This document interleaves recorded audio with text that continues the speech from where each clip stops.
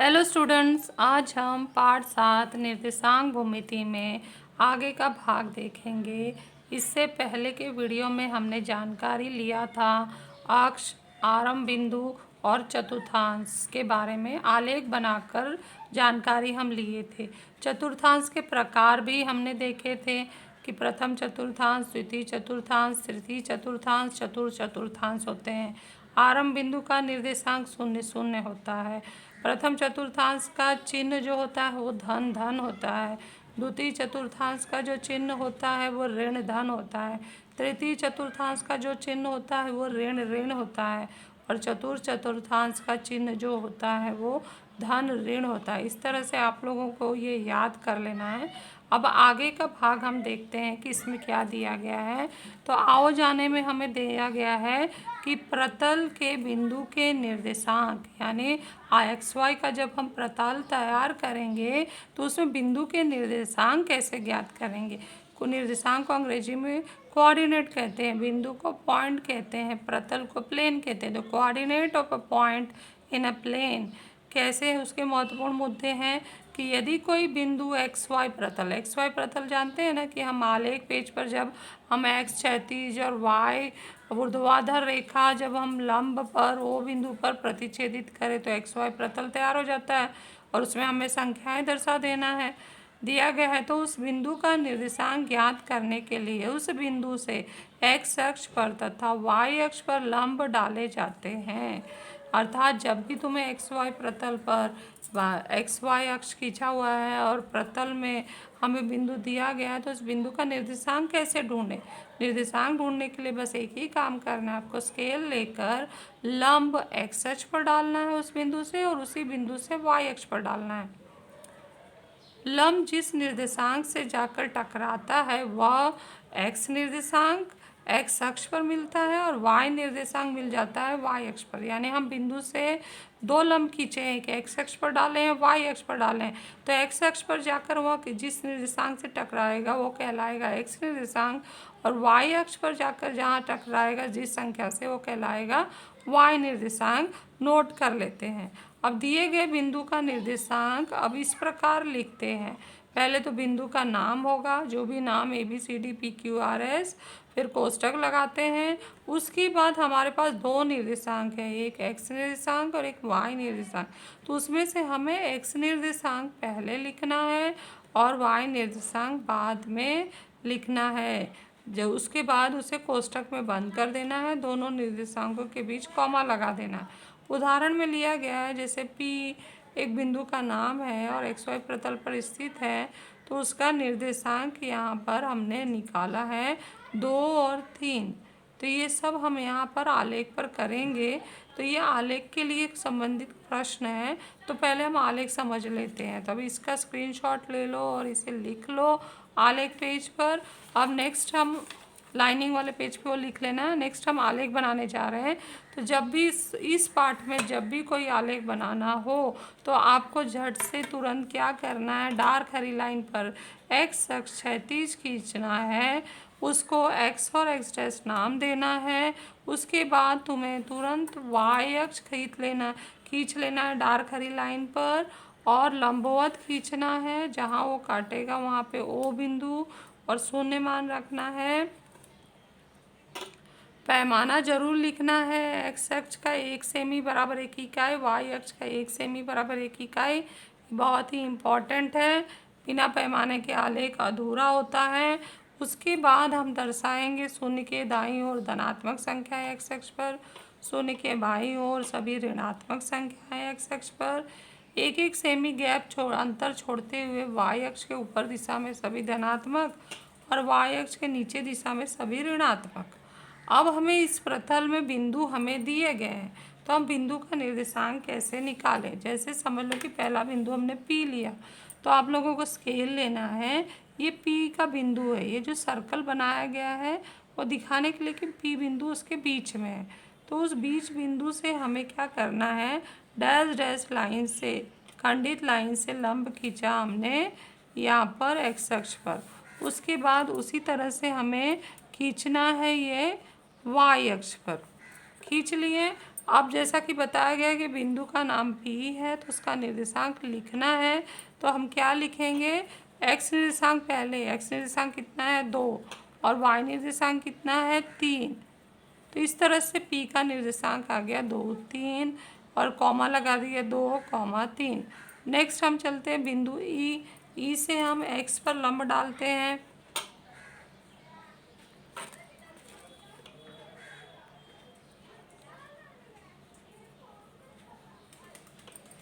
x अक्ष पर लंब डालें, y अक्ष पर लंब डालें।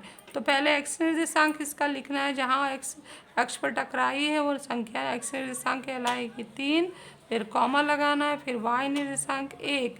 तो इतना आसान है, आप लोग ढूंढ सकते हैं इसको। नेक्स्ट हम t, यहाँ t बिंदु दिया है, t का भी निर्देशांक निकाल सकते हैं। पहले हम इसको रेख खींचे, एक y अक्ष पर और एक हमारा x अक्ष पर यहाँ खींच दिया। तो t का हम बॉक्स ये ब्रैकेट लगाएंगे और उसका निर्देशांक लिखेंगे। x निर्देशांक जाके कहाँ टकरा है 5 और y निर्देशांक ऋण 1। तो यहाँ चलते हैं, ये हमारा प्रथम चतुर्थांश है, ये द्वितीय चतुर्थांश है। द्वितीय चतुर्थांश में जाते हैं तो ये जो बिंदु Q है उसको x अक्ष पर लंब डालते हैं Q से, और Q से ही y अक्ष पर भी लंब डालते हैं। डालने के बाद Q का निर्देशांक लिखते हैं। x निर्देशांक क्या है, ये y निर्देशांक है, ये x निर्देशांक है ऋण 3 और 2। उसके बाद हम चलते हैं F बिंदु पर, F से x अक्ष पर लंब डालते हैं, y अक्ष पर भी डालते हैं लंब। अब F बिंदु का निर्देशांक लिखते हैं, ब्रैकेट लगा लिया, कॉमा बीच में डाल दिया और सबसे पहले हम क्या लिखेंगे, x निर्देशांक। x निर्देशांक क्या है ऋण 5 है और y निर्देशांक क्या है 4 है। तो ये इस तरह से हमारा ये इस बिंदु के द्वितीय चतुर्थांश में जो दिए गए उसका हम निकाल लिए निर्देशांक। अब हम चलते हैं तृतीय चतुर्थांश में, जहाँ पे बिंदु G दिया है। हमने G से x अक्ष पर लंब डाल दिया, फिर G से y अक्ष पर लंब डाल दिया और फिर G का निर्देशांक लिखना है तो ब्रैकेट लगाओ, बीच में कॉमा लगाओ और पहले लिखो x निर्देशांक। x निर्देशांक क्या है ऋण 4 और y निर्देशांक क्या है ऋण 2। तो इस तरह से बच्चों किसी भी प्रतल में दिए गए बिंदु का निर्देशांक कैसे ढूंढना है ये अभी आपके सामने लिख कर बनाकर बताया गया है। तो अब हम क्या कर लेते हैं, पेन से जो जो प्रश्न के उत्तर यहाँ पूछे गए हैं वो लिख लेते हैं कि बिंदु P का निर्देशांक क्या होगा। तो हमने यहाँ निकाला था बिंदु P का निर्देशांक क्या है 2 3 है।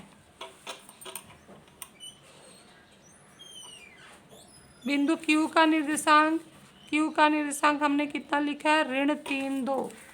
तो यहाँ हम पलट के लिख लेते हैं ऋण 3 2।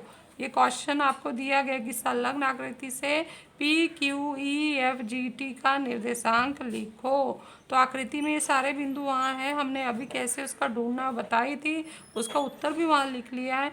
बस यहाँ आके अब उसको लिख दे रहे हैं। बिंदु E का निर्देशांक, बिंदु E का निर्देशांक कितना है 3 1 है और बिंदु F का निर्देशांक कितना है ऋण 5 4। 3 1 लिख दिया और इसका ऋण 5 4 दिया गया है।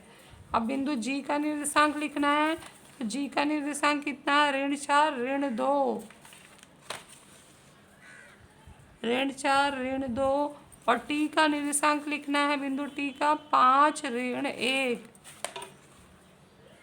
5 ऋण 1। तो इस तरह से बच्चों हमने प्रतल में बिंदु के निर्देशांक कैसे ढूंढना है ये टॉपिक हमने कर लिया। इसका स्क्रीनशॉट ले लीजिए और लिख लीजिए और इस आलेख का भी स्क्रीनशॉट ले लीजिए और लिख लेना है। नेक्स्ट टॉपिक पे हम चलते हैं। हमारा आओ जाने में ही अगला भाग है कि यदि कोई बिंदु प्रतल में स्थित न होकर अक्ष पर स्थित हो तो उस बिंदुओं के निर्देशांक कैसे ज्ञात करोगे। तो इसमें 3 महत्वपूर्ण बात, बहुत ही महत्वपूर्ण बात दिए गए हैं। ये हेडिंग को हमने अंग्रेजी में लिखा है coordinate of points on the axis. अब वेरी इंपॉर्टेंट पॉइंट है, इसे ध्यान में रखें कि यदि कोई बिंदु एक्स अक्ष पर स्थित है तो प्रत्येक बिंदु का y निर्देशांक 0 होता है, इसे याद कर लेना है।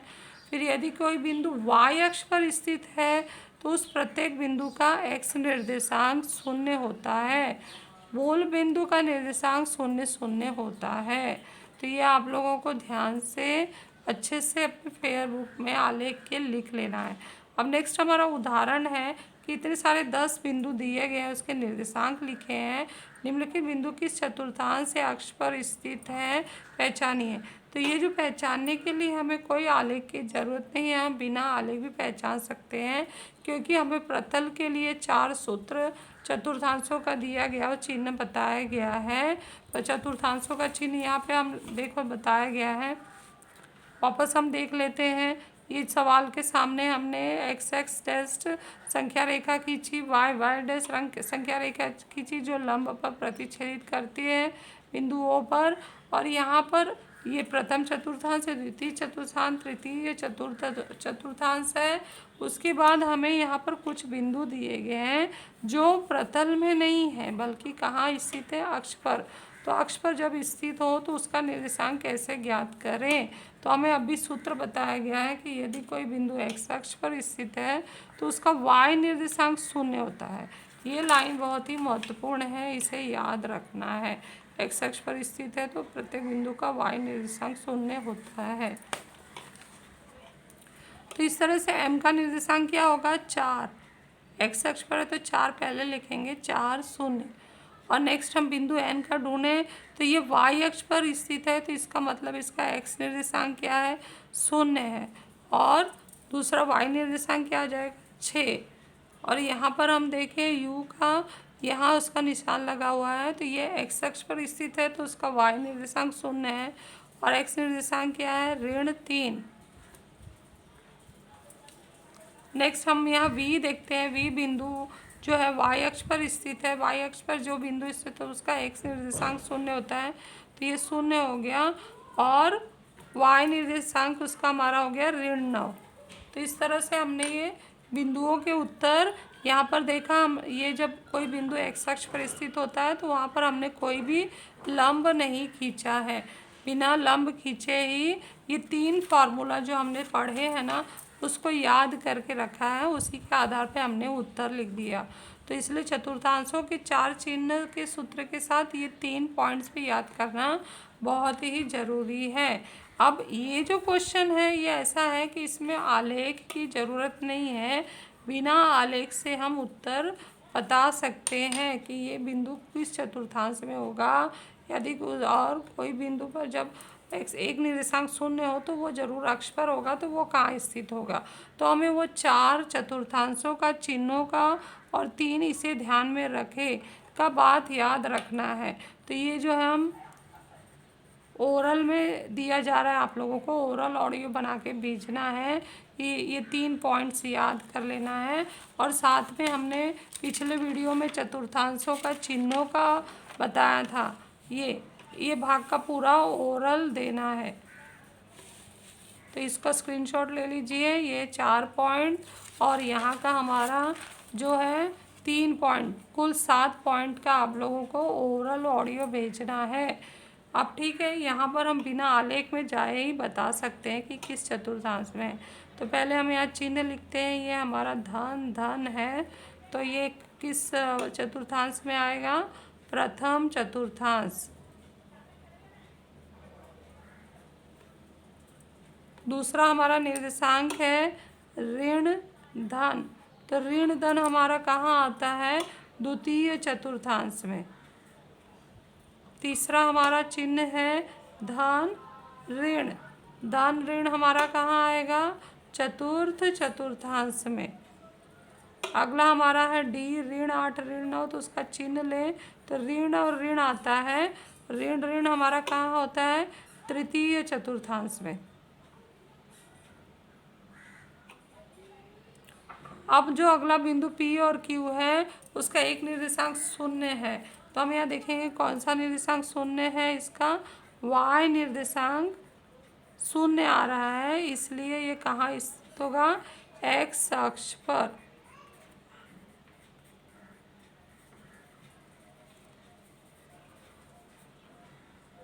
Q बिंदु हम देखें तो Q का भी वह जो है एक्स निर्देशांक शून्य है, तो यहाँ हम लिखते हैं एक्स निर्देशांक बराबर शून्य। तो जिसका एक्स निर्देशांक शून्य होता है वो वाई अक्ष पर भी स्थित होता है, वाई अक्ष पर स्थित है। नेक्स्ट हम चिन्ह लिखते हैं। यहाँ पर चिन्ह आएगा ऋण धन, तो ऋण धन वाला जो है द्वितीय चतुर्थांश में स्थित होता है। नेक्स्ट हमारा टी जो बिंदु है इसका चिन्ह है धन धन, धन धन लिखने पर ये हमारा प्रथम चतुर्थांश,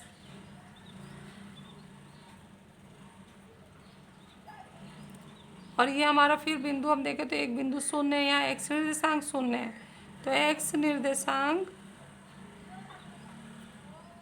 शून्य है, इसलिए यह वाई अक्ष पर स्थित है। जैसे यहाँ देखा गया है एक्स अक्ष पर स्थित प्रत्येक बिंदु का वाई निर्देशांक शून्य होता है, वाई अक्ष पर स्थित प्रत्येक बिंदु का एक्स निर्देशांक शून्य होता है। जिसका एक्स निर्देशांक शून्य है वह वाई अक्ष पर स्थित होता है। अब यहाँ पर कौन सा निर्देशांक शून्य है? वाई निर्देशांक, वाई निर्देशांक बराबर शून्य है, इसलिए बिंदु कहाँ स्थित होगा? एक्स अक्ष पर स्थित होगा। तो इस तरह से हमने इस पाठ का कुछ भाग पढ़ लिया। आप लोगों को अच्छे से समझ के फेयर बुक में लिख लेना है, इसका स्क्रीनशॉट ले लीजिए।